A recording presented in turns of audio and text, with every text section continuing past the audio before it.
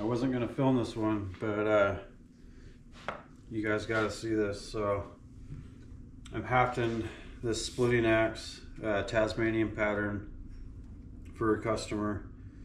And first I'll show you the head. It's a 4-pound Toledo. It's actually made by GBA. This is the only one I've ever had. And it's got it says Toledo right there. It's kind of hard to read. It's real faint. I've seen other Toledos where the stamping was really nice. So yeah, the pull is really good. Not a lot of damage. It's real. All the lines are real crisp. It hasn't been banged on or anything. I never even knew GBA made the Toledo until a couple months ago, and when I first got it and I looked at it, it doesn't look like a GBA to me, but I know it is because the way they drift their eyes, it's like an hourglass shape inside. It's really hard. They're really hard to hang, and that was confirmation for me that GBA made this axe head. So it doesn't have like a GBA logo or a crown logo or anything, but it says Toledo. And if you do some research, you'll find out that GBA made these. But anyway, I'm putting this head on this handle. This is a Killinger red elm, and I wanted to show you guys this because this is the last. I'm pretty sure this is the last red elm Killinger handle I have, and most of you guys probably know that he doesn't put out handles anymore. So I was gonna save this for myself, but I got a customer that wants this, and it's gonna turn out really nice. Borderline wall hanger axe. Once you get oil on these, man, they look awesome. Red elm is light, and it definitely doesn't hold up like hickory. I'm gonna hang it as a user, but I'm gonna let them decide if they're gonna use it or not. It's gonna end up looking really sweet. So yeah, I'm gonna cut the palm swell down. I don't know what I'm gonna do yet, but I'm gonna kind of take that corner off. I don't know if I'm gonna do a swooping angle or if I'm gonna keep a flat spot on there or not. So I'm gonna get that cut off, sanded, and I gotta cut the kerf, and then we'll be hanging the head on there. I'm gonna do the palm swell after I get the head on. So I cut the kerf. I'm doing a cross wedge. I'm gonna do a cross wedge on this one because there's a little gap on top up here, and that's what happens when you hang these heads that have the hourglass eye. You end up with a gap, and I always try to get the gap to be on top. That way I can cross wedge it and fill the whole gap. Sometimes you'll end up with a gap on the bottom, and there's not really a solution for that after you get the head on. So yeah, let's start getting this thing on there.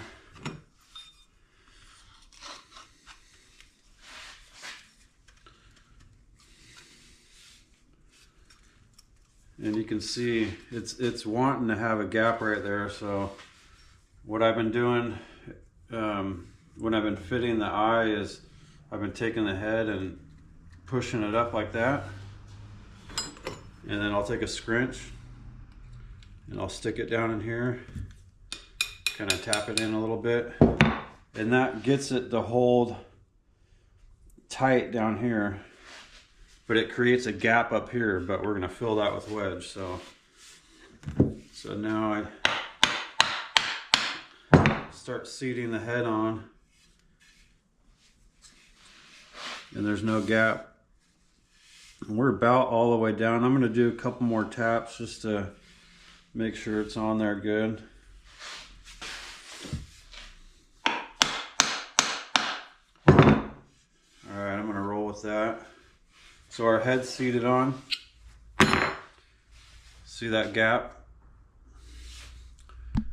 Hopefully you can see that. There's a gap right in there, and that's why I put this kerf this way to get spread that way also. We're gonna spread this way and that way. All right, let me get some wedges ready. Okay, here we go. We're all wedged up. I'm using Purple Heart. I forgot how much I like Purple Heart. My friend Warren gave me a bunch of boards of it a while back, and I kind of forgot I had them. So I really like using them for wedges. Nice hardwood, looks really nice. And then I chamfer all the edges. That way we try not to chip anything as we're slamming them down in there. So here we go. This part's always kind of nerve-wracking. This is the time where things can go wrong, and it sucks. But no glue on this one, so I'm actually going to pull these out, and I'm going to get the main wedge started a different way. I'm going to put this on the ground, and I'm going to hit the bottom just to get this main wedge started.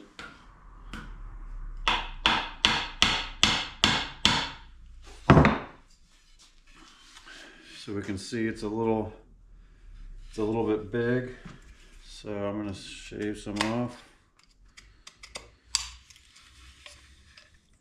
I'd rather have it started off with it too big than too small, because you can always shave it down. Okay.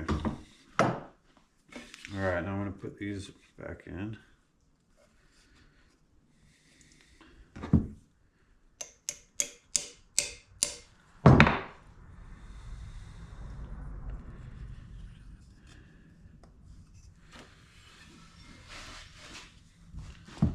It's like if you make these little ones the wrong size, it doesn't work.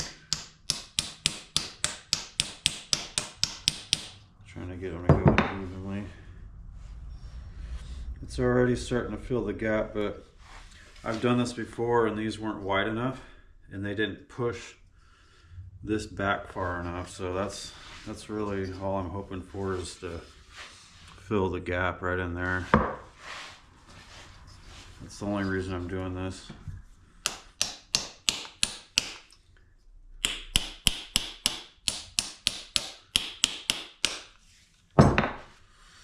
It's closing it, but pretty slow.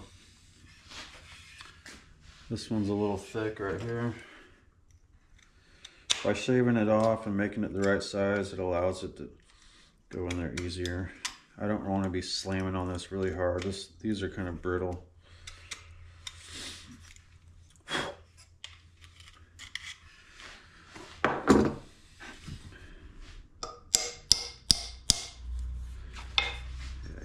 You can hear them sinking in.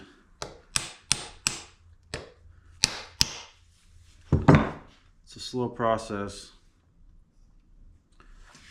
When you're just doing a main wedge, it goes a lot faster. I really want to take my time, make sure this works out right.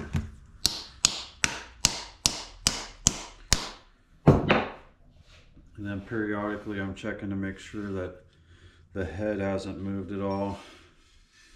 There's no curl, there's no gap.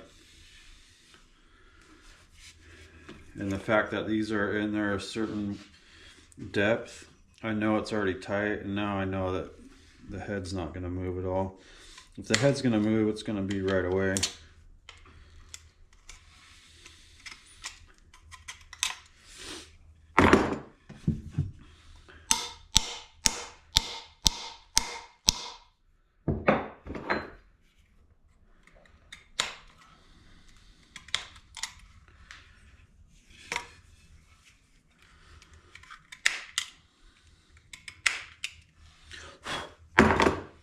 There's still a little bit of gap, so we gotta get it in there more.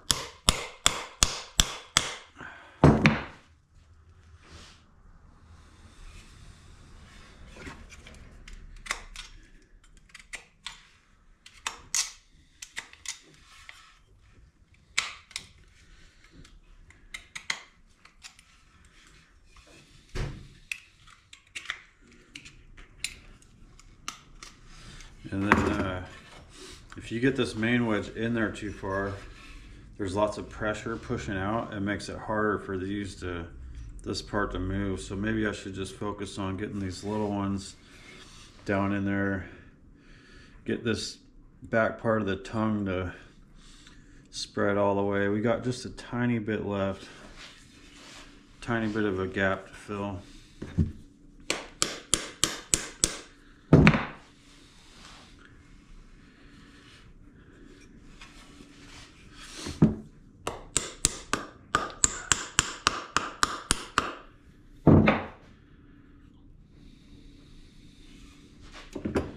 We might end up with a little tiny gap, but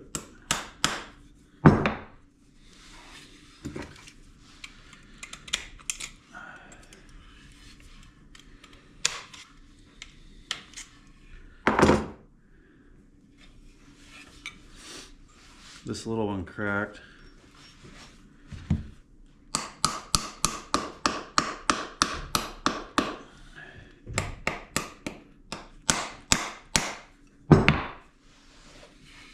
We're pretty much got it filled.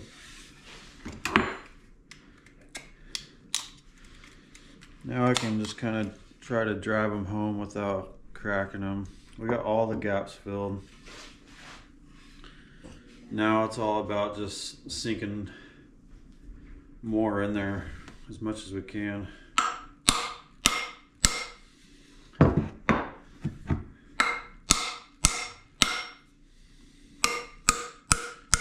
Without breaking anything. You can hear it going in there. I like that.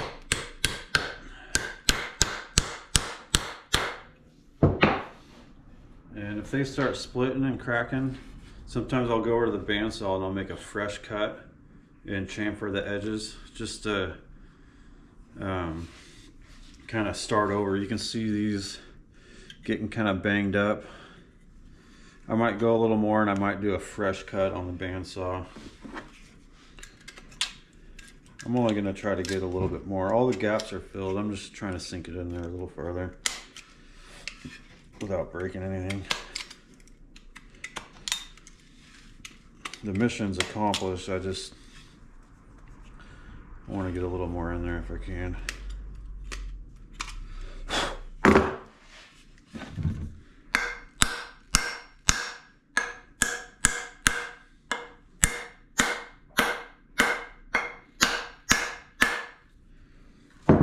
It's definitely taking more.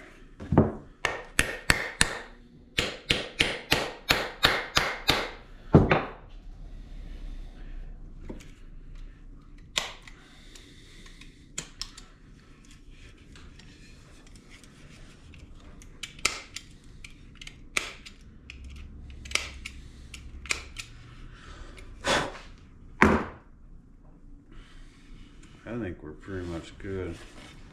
I'm gonna go one more session.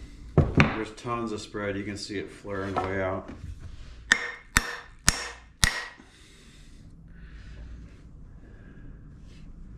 Head hasn't moved at all.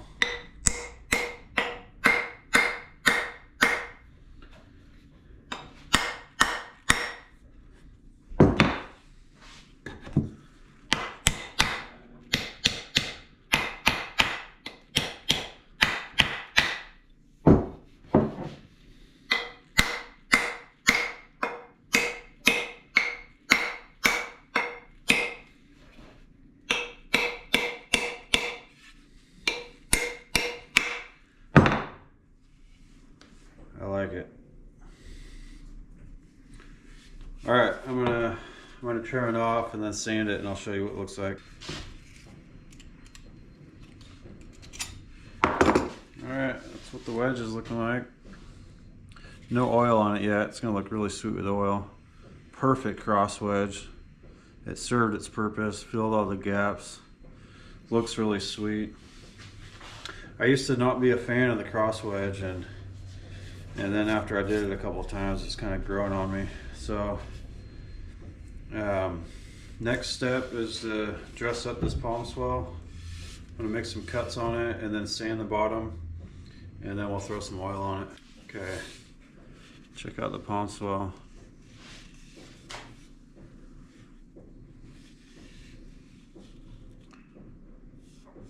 Turned out pretty good.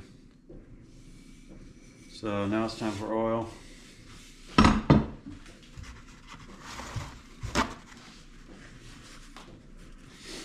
This is my favorite part, especially with the red elm. I'm using Watco Danish oil. It's the black walnut, it's dark. And if you guys have been watching my stuff lately, I've been making some handles. And when I make a handle with laminated palm swells, I don't burn it because I'm worried about that palm swell or the lamination separating, so I don't burn them. And then I use boiled linseed oil on those to keep it kind of like a light color. But all these red elms and hickory handles that I buy, I burn them and then I put this dark oil on them. It's like preserving the wood and it kind of stains it at the same time, a darker color. The red elm looks really sweet. You'll see. All right, here we go.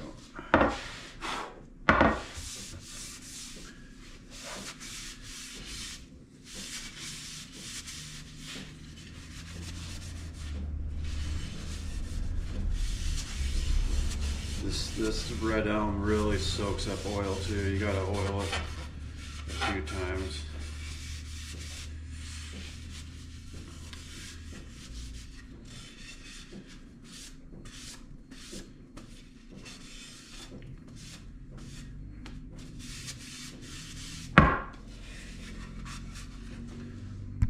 Hopefully the lighting's right. Hope you guys can see that pretty good.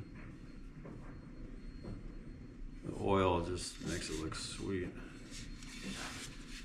And then oil on the wedge.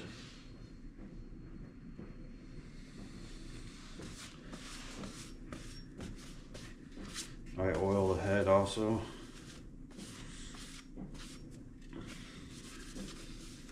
Just to stop any kind of rust or gives a little bit of protection. And then I'll take my oiler and I'll oil down in that crack.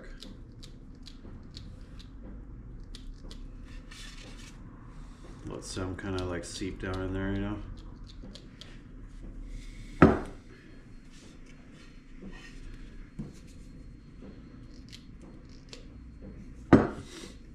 Do that on the top too. It's kind of hard to get oil in there with a rag. And then I'll put a bunch on the top. Just kind of let it sit on there for a second.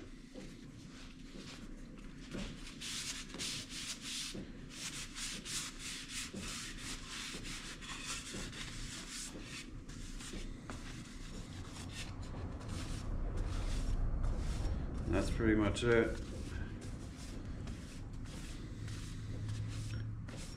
There is a stamp here I just noticed that says something half. It might be a 4.5. It's really hard to see.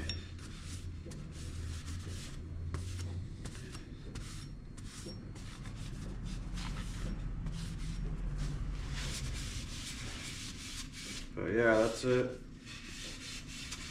I wasn't even gonna film this and I got halfway through it and decided why not just turn the camera on. This thing's gonna be sweet. I don't have any more of these handles. This is the last Kill 100 handle I got, I think. I know it's the last red elm one I have.